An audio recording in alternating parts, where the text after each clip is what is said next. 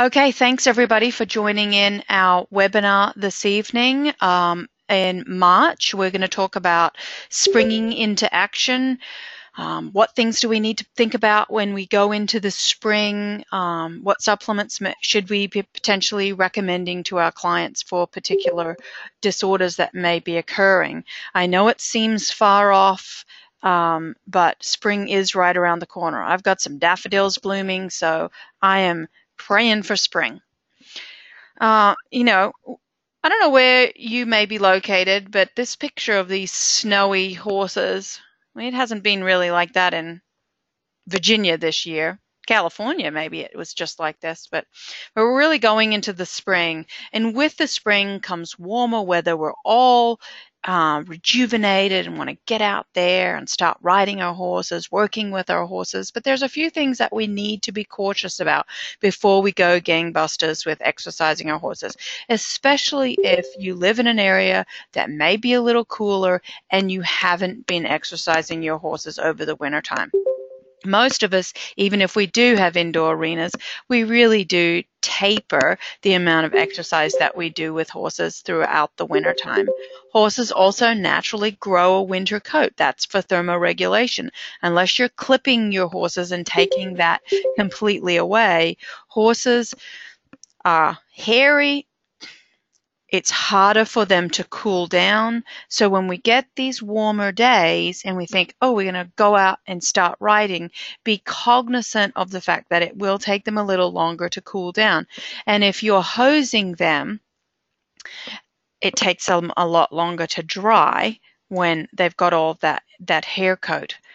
Oops. But one of the first things that we want to start thinking about is feeding changes. Well, the spring grass is coming in. So if you've got access to grass and your fields just aren't complete mud and you want to start slowly turning your horses out to pasture again, the word being slowly reintroduce, slowly turn your horses back out to pasture. Because there's some things about spring grass that we're all aware of. It's very high in sugars and that can be a real detriment to a lot of our horses. So we need to make sure that we're doing that gradually. We're going to increase exercise gradually. We're going to take into account the fact that they've got potentially have a long hair coat, that they're not that fit. Even though with the warm weather, just like us, they may get out there and feel great, it doesn't mean we should overdo the exercise just because they're feeling great. They may be going a little too much for their actual physical preparedness. And then feeding changes. We know that maybe they've gained a little weight, maybe they've lost a little weight. So we want to address that before we really start doing a lot of exercise. But we also need to make those feeding changes gradually as well. We all know that one of the first rules with feeding horses is make feeding changes gradually, whether that's increasing the amount of calories coming from grains, changing supplements, adding alfalfa to the diet. We always need to do that gradually. And as I've been outlining in a lot of my seminars recently, the reason for those gradual feed changes is due to the bacteria in the hindgut of the horse. The bacteria from the cecum, large colon, small colon, which is really 65% of the horse's digestive function, there are numerous types of bacteria, millions of types of bacteria, and it actually takes a full 21 days for those bacteria to adapt to new types of ingredients, new feeds. So let's just say we've been on our winter hay. We're going to start doing a little bit more exercise. We take the covers off. They've lost a little weight. We want to boost the amount of grain. We want to add some alfalfa in. Make sure you're doing that change over that 10 to 14 day window. It's absolutely critical that you do that. When we think about pasture carbohydrates, this was some research that I was involved in. It seems like yesterday, but it was actually 10 years ago, back in 2000, even longer than that. But so what we've got here, this was some research. We knew that seasonally in the spring, grass, the sugars and starches in the grass elevated, but we'd also seen some research from Europe that said even throughout a single day, we had fluctuations in sugars and starches in the grasses. So what the green line up and down is the change in insulin. And insulin is a direct response to glucose, and glucose is a response to those sugars and starches in the grass. The red line is the actual sugars and starches in the pastures. And what we did, and these yellow bars down here, we had 15 horses and we had 10 that were out grazing in a field, and they had catheters in their necks, and we had 5 that were in a stall eating hay, the same hay for the whole time. And we took blood samples for 24 hours. And we measured every hour, we took blood samples. So you can see in the horses that were just eating hay, nothing changed. Insulin stayed stable because the carbohydrate content in the hay was exactly the same, and so nothing changed. For the 24 hours that they were eating it, every hour we took those blood samples from 6 a.m. to 6 a.m. the next morning, and it stayed consistent. But if you look at this red line, if you look at this side of the graph here, this is the carbohydrate content, those non-structural carbohydrates that affect the glucose and insulin in the horse. And they range from low, being just about 16%, to at the highest around 25%. But at 6 a.m. in the morning, they were their lowest. By 4 or 5 in the afternoon, they were at their highest.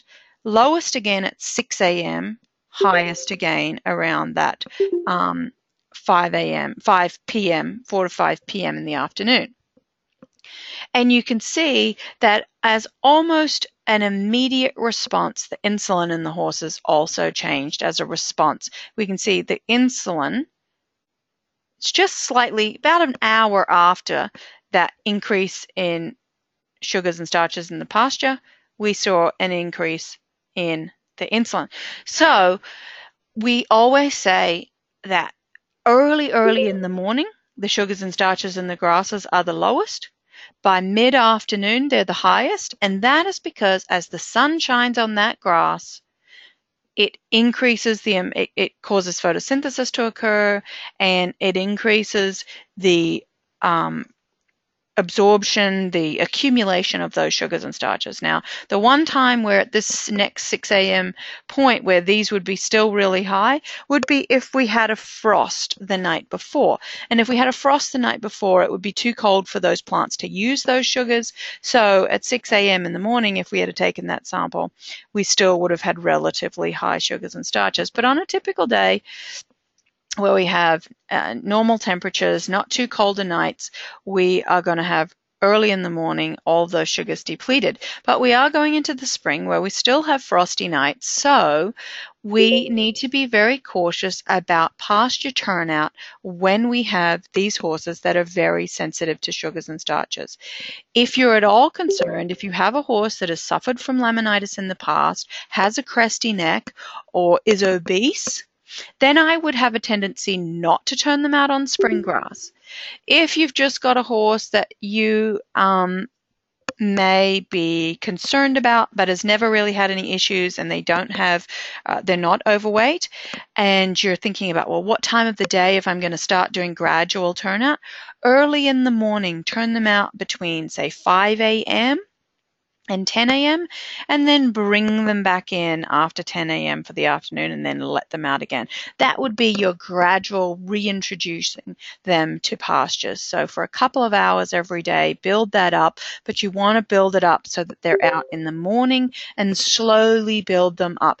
Don't put them out in the afternoon because you'll be putting them out at peak sugar accumulation.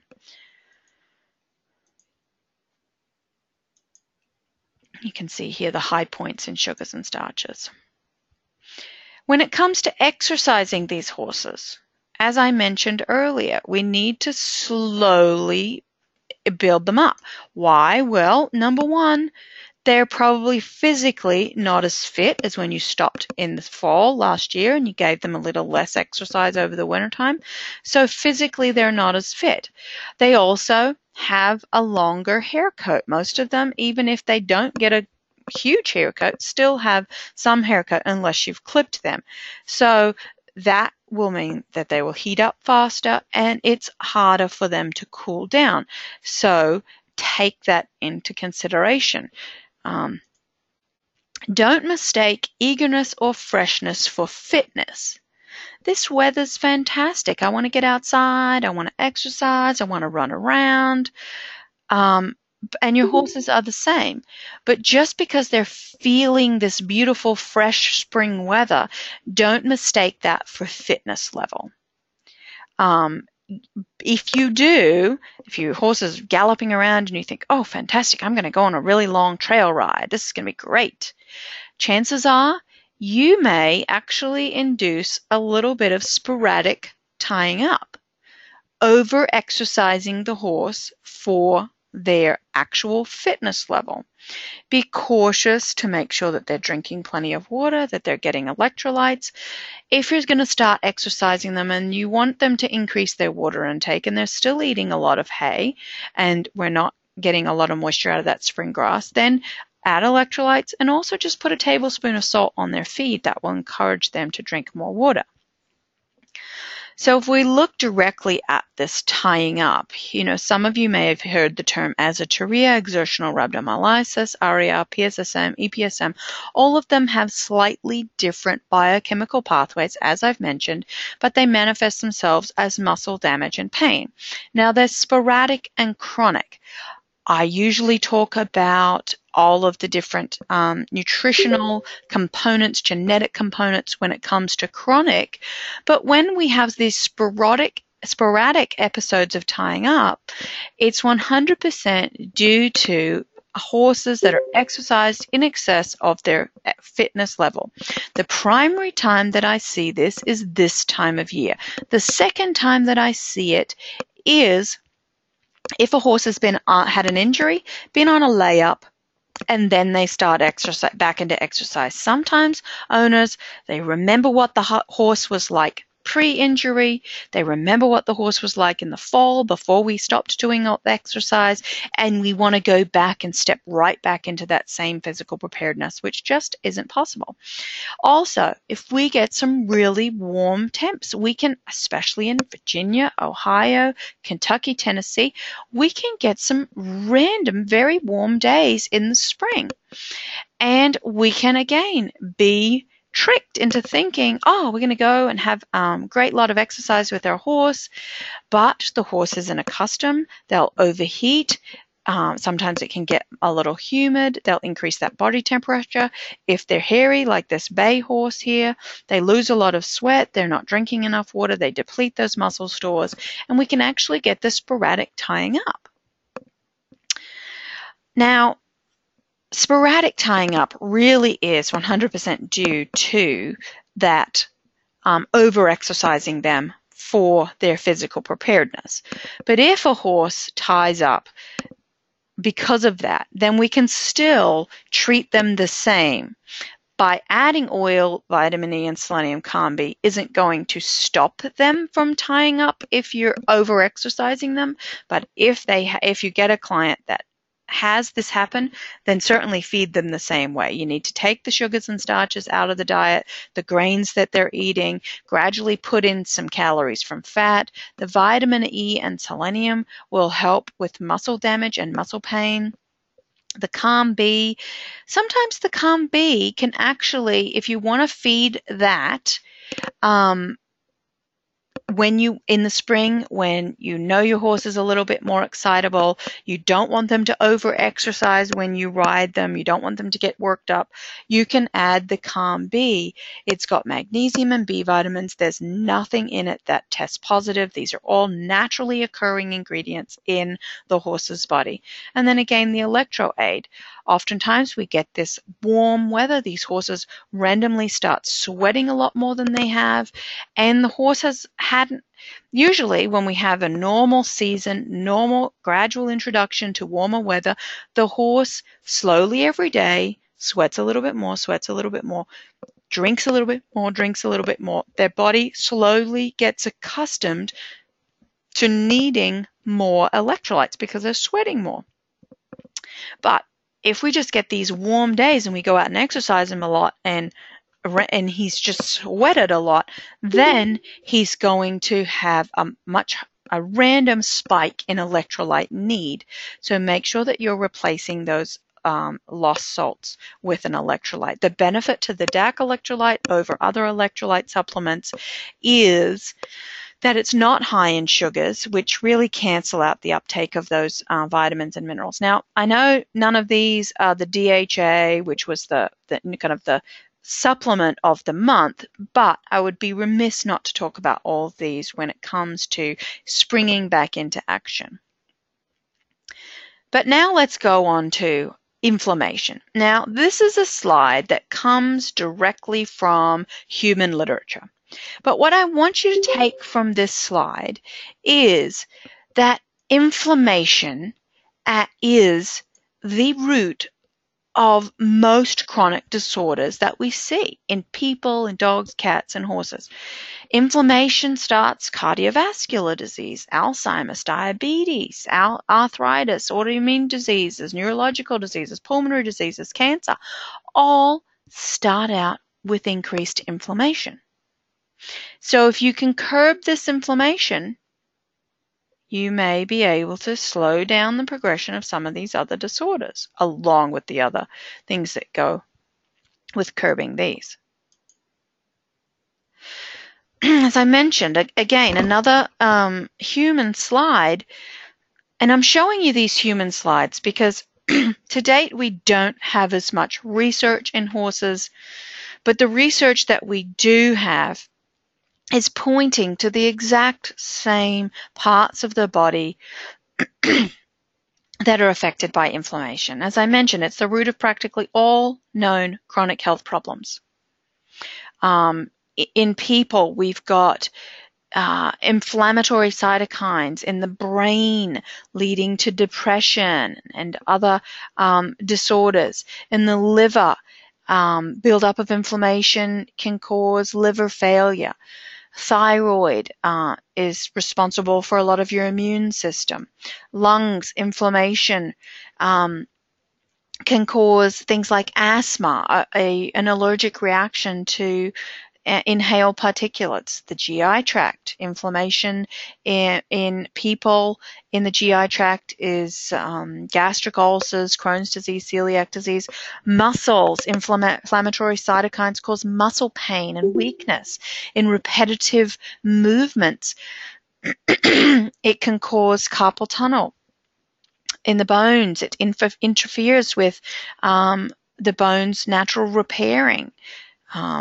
Increases the conditions like osteoporosis. In kidneys, inflammatory cytokines decrease blood flow, cause kidney failure, cardiovascular disease, skin irritations, chronic inflammation, dermatitis, eczema, acne. Later on, we can see what the correlation would be in horses, but I know you can all think about hives in horses. Some of your performance-related cardiovascular issues, kidney and liver issues in horses, lungs, we see COPD, heaves, gastric and colonic ulcers, joint disease, muscle performance, stamina, all of these can be associated with equine problems as well. So that leads us back to our different types of omega-3 fatty acids, because we know that omega-3 fatty acids are very, very powerful anti-inflammatory markers.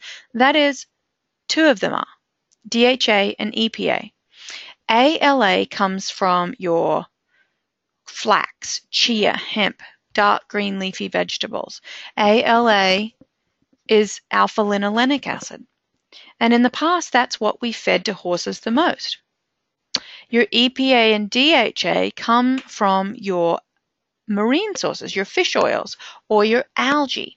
And it's the DHA in particular and EPA, and you can see they convert back and forth with each other. That's why EPA is important, because it will just convert to DHA, but it's the DHA that has these powerful anti-inflammatory properties. And I want to point out, sometimes people say, well, have you got any research? Why is flaxseed not as beneficial? Just because you say so? No, this was a specific study that was done in horses that evaluated different sources, dietary sources of omega-3 fatty acids, and looked at plasma, red blood cells, and skeletal muscle in horses, and looked at the differences when these horses were fed either the flax or the DHA coming from marine sources. So the objective of the study was to examine these different sources of omega-3 fatty acids on plasma, red blood cells, and skeletal muscle fatty acid composition in the horse. We want to know, is it even registering in the muscle or in the red blood cell? We know that DHA can decrease inflammation. That's been proven. But now we need to make sure that when we're feeding either flax or fish oil or algae, is it actually getting to the point in the horse where we need that anti-inflammatory property? So we had a control group where they didn't get any fatty acids. We had the DHA group where it was coming from fish oil, algae-based. Actually, it wasn't fish oil, it was algae-based, which is the same as our DHA Perform. And then the third group was the ALA group, and that was flax-based. So the two primary findings were, in the plasma and the red blood cells, EPA and DHA were only detected in the marine group, indicating that direct supplementation with marine sources, your DHA, is necessary in order to observe a substantial increase in the blood. Dietary sources containing EPA and DHA are needed when desiring an increased incorporation of the DHA in the muscle or the red blood cell. The horses on the control diet and the flax diet did not have elevated EPA or DHA in their plasma, red blood cells, or muscle. That's the take home. We want to see DHA and EPA in the red blood cells, in the plasma, and in the muscle, because that's where we want to start this anti-inflammatory. Why is it important in the blood? Because the blood goes through every single system in the body. If it's in the blood, it will get to all of the different systems in the body. And the muscle is where we see the most inflammation. So how is this happening? I talk about it all the time, but sometimes people say, well, how is it happening? And I know this seems like a pretty scary, excuse me, diagram here. But really, it's showing us that when we do any kind of inflammatory challenge, and in research, we've got all kinds of things that we can inject into the body to cause an inflammatory response, which aren't going to be damaging, but will increase the inflammatory markers.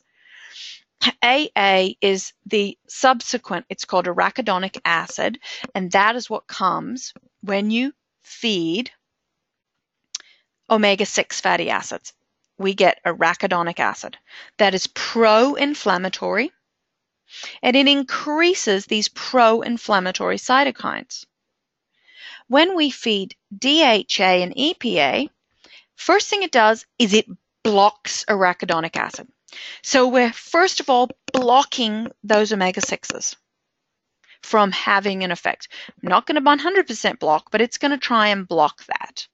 We're also going to increase our anti-inflammatory eicosanoids, these resolvins and protectins. These are antioxidants that decrease inflammation, and we lead to a resolution of inflammation. Now, if we've got a lot of omega-6s, you can see that it starts to go down here and decrease our resolution of inflammation because we are blocking that DHA from working. But you can also see here at this level, where EPA and DHA here, we're going to block that arachidonic acid.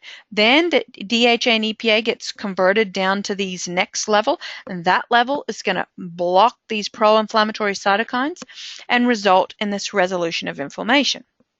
So not only do we want a lot of DHA in the diet, but we don't want a lot of these omega-6s because we really don't want them interfering with our DHA and EPA decreasing this inflammation.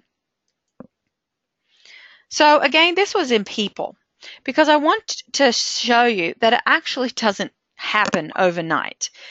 It takes about 3 months if you've got significant overall body inflammation to build up your omega-3 level. This is taking significant amounts of DHA in the beginning and then lowering it down. So this would be a loading dose. This would be like doing 6 ounces of our DHA per form for about 2 months, and then for the third month going down to 3 ounces, for example, loading dose, just like we do with a joint supplement. And you can see in the red blood cells, RBC stands for red blood cell, we've got a lower amount, and then as we build up those omega-3s in the red blood cells, double the amount of omega-3s in the red blood cells, we increase that omega-3 level and we decrease inflammation. Okay? So it doesn't happen overnight. It's a gradual process, but stick with it. So here, if we look at this slide, so we saw this earlier and I had the human diseases on there. But let's put in the equine diseases. So cardiovascular diseases, we do still see decreased heart function and stamina, and you see pulmonary diseases, when we have inflammation. Decreased stamina and performance horses. We have increased colonic and gastric ulcers. We have an increase in metabolic disease. We have an increase in joint disease, autoimmune diseases, neurological diseases, pulmonary diseases, our hives, our COPD, heaves. This decreases performance. Cardiovascular diseases decrease performance. But also hives, whether they are from food or seasonal allergies. And this seasonal allergies is really what I want why I'm really honing in on this inflammation. Number one, we're going to start exercising our horse more. That just naturally increases inflammation. But also, this year, I was just listening to the radio, and this year is going to be one of the earliest years for the cherry blossoms to bloom in Washington, D.C. What does that mean? It means that there are a lot of other flowers and trees that are also blooming early this year. So the pollen counts already from trees are very high. Some people that are susceptible to these seasonal allergies, these pollen-related allergies, may already be noticing a bit of an irritation in the throat, a bit more sneezing. That is going to be affecting our horses too.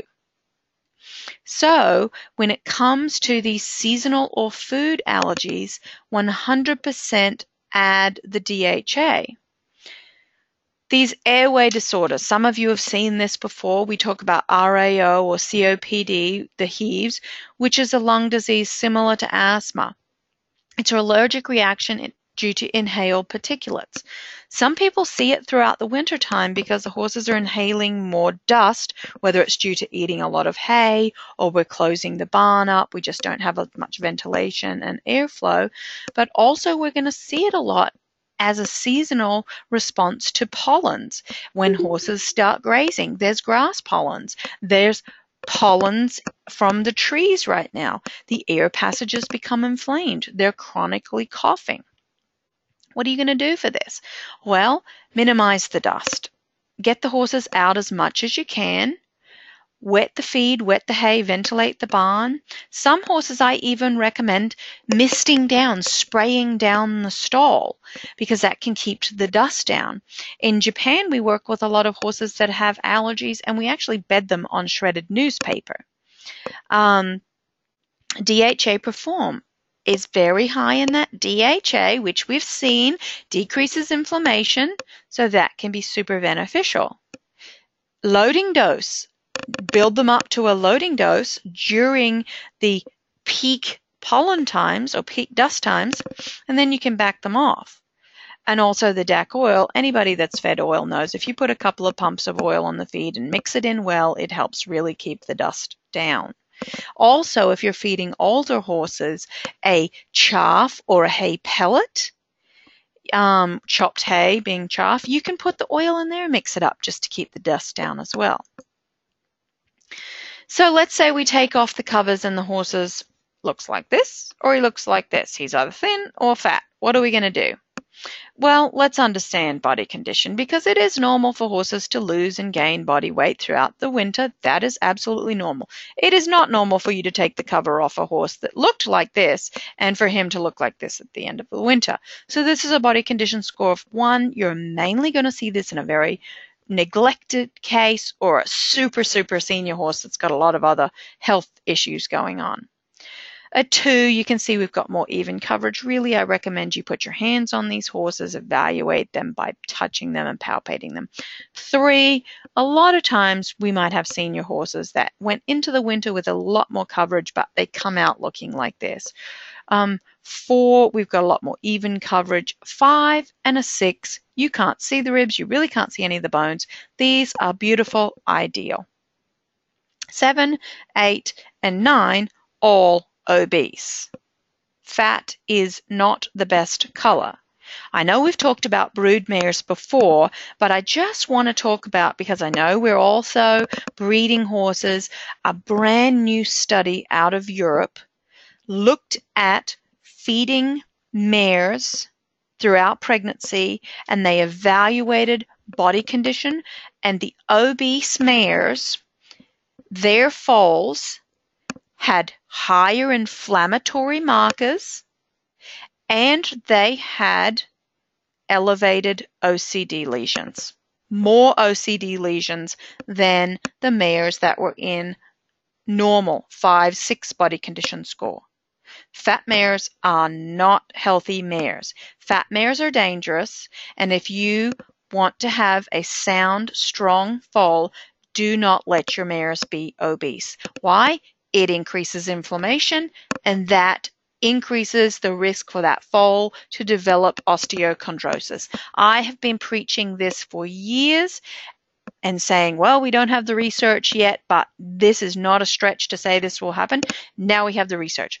I can prove scientifically that a fat mare is more likely to produce a foal with OCD lesions. Thin horse. I know I talk about this all the time, but let's say we pull the covers off at the end of winter and we've got a senior horse and wow, he's really lost a bit of weight. What are we going to do? 60 days it's going to take us. Really, we want to add oil to the diet. Little over 2 cups of oil is going to give you significant weight gain. It's going to give you that 40 pounds of gain over 60 days. That's going to put a condition score on him. So it's going to take him from a 3 to a 4 or a 4 to a 5 and make him back to ideal. If you use oats or rice bran or beet pulp or alfalfa hay, you've got to feed a lot more every day. You run the risk of disrupting those bacterial populations in the hindgut. So my go-to is always oil. The other benefit to the DAC oil, it's got fish oil in it. It's much higher in DHA than most of the other oils on the market, barring fish oil. So that's going to help with inflammation. It's going to help with some of those seasonal allergies. It's got 4,000 IUs of natural vitamin E, which we're really wanting to boost in these horses in the spring. The other thing is, where is vitamin E stored in a horse? It is a fat-soluble vitamin. It is stored in the fat. Thin horses don't have a lot of fat. Therefore, they can't store vitamin E. So it's even more critical to feed a thin horse vitamin E. Very critical to feed them natural sources of vitamin E. So that's just another reason why you should feed the oil, and in particular DAC oil, because it's going to give you the calories safely. It's going to give you some DHA, which is going to help with inflammation, and it's also going to give you the vitamin E, which is beneficial because these thin horses haven't been able to store it. You don't want to start the riding season with the horses too fat. Too fat, increased inflammation. Obesity increases inflammation. So what are we going to do? What I want to say is you've got to exercise them more. You've got to decrease the calories from grains. Make sure you're still feeding them a vitamin mineral supplement like the DAC orange. But be cautious, and also make sure you're feeding them plenty of hay. So even a fat horse needs at least 1.2% of his body weight in hay per day. That would be about 12 pounds for that 1,000-pound horse. You need to find a way to spread that out throughout the day and mimic grazing. But what I want to show you here is what can happen if you just give a pound a day of senior feed. Most people think senior feed's pretty benign, so if you give him a pound a day, thinking, oh, you just give him a little treat, he's not really getting much out of it. Based on the amount of calories per pound in senior feed, if you give them a pound a day, which is probably about a couple of handfuls, like a handful in the morning, handful at night, that works out to be an extra 47 pounds per year. That's a whole condition score. So be careful feeding something like a senior feed. I recommend, if you want to put something in the bucket, buy some hay pellets, buy some alfalfa cubes, and mix the mineral with some water into those hay pellets. You feel like you're feeding the horse something, he feels like he's eating something. Really all he's eating is hay in a bucket. So, in summary, make feeding changes gradually. Don't overwork them. Maybe you got to gain some weight, maybe you got to lose some weight. The DHA Perform is going to be a lifesaver for horses that suffer from spring allergies, be it. And a lot of times we think that they have an allergy to a certain type of hay. Oh, my horse can't eat Timothy, or he can't eat. But this is why food allergies are very, very hard to determine, especially in the springtime. Most of the time, it's not necessarily a food allergy, it's a pollen allergy, just like in people. But when we test the hay, we say, oh, well, it's, when they're eating, if we just do a removal and we take away the Timothy hay, for example, he stops coughing. Oh, must be the Timothy. No, the Timothy hay is covered in pollen because Timothy is grown out in the field as well. So it's covered in pollen. So the DHA Perform is ideal for horses with allergies. Now I'm going to open it up to questions. That's my email. If you've got questions you want to email me. Let me see if I can open up this chat box so that we can ask some questions.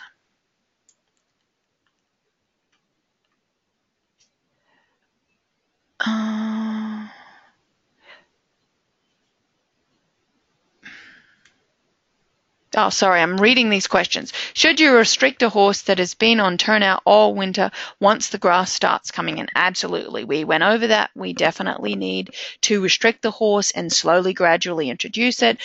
As I said, early in the morning, half an hour, build it up. But build it up from the beginning of the day onwards. Don't build it up from the end of the day. Say, oh, I'm going to turn him out before in the afternoon because it's warmest then.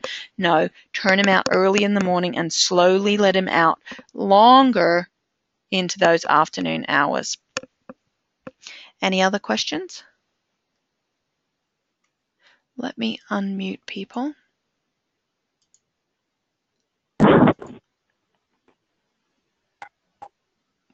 Any oral questions? I did have a question, Tanya. Yep. This is Randy. You can hear me? Yep, I can. Okay. I was reading a post on Facebook that someone had posted earlier, and it was talking about reducing the acidity because her horse had episodes with stones. Mm-hmm. And I was wondering if there was how you go about doing that and reducing the acidity.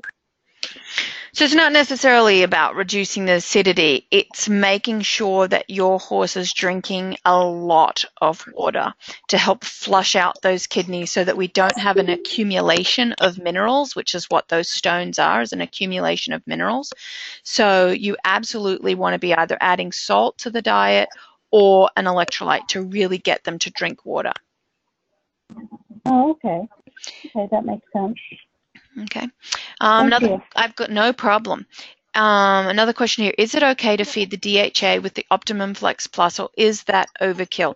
It really depends on the horse that you're feeding. I always start out with the DHA Perform. If I've got a horse that I think I just want to avoid that inflammation and I don't want to go to a joint supplement yet, I'm just doing it for maintenance, and I'm avoiding that inflammation and I'm avoiding that joint disease, then I'm going to go with the DHA. Then I may end up going with the Optimum Flex Plus once we know we've got some joint disease. But absolutely, if your horse, the Optimum Flex Plus is not going to help you with muscle inflammation, with respiratory inflammation. So absolutely, adding the DHA with the Optimum Flex Plus would not be overkill. You could certainly mix the two and feed the two of them, because whilst the DHA will work in the joints, the Optimum Flex Plus won't really work in muscle or in the respiratory system, as mentioned. Any other questions from our callers? Okay. Well, I appreciate you all getting on.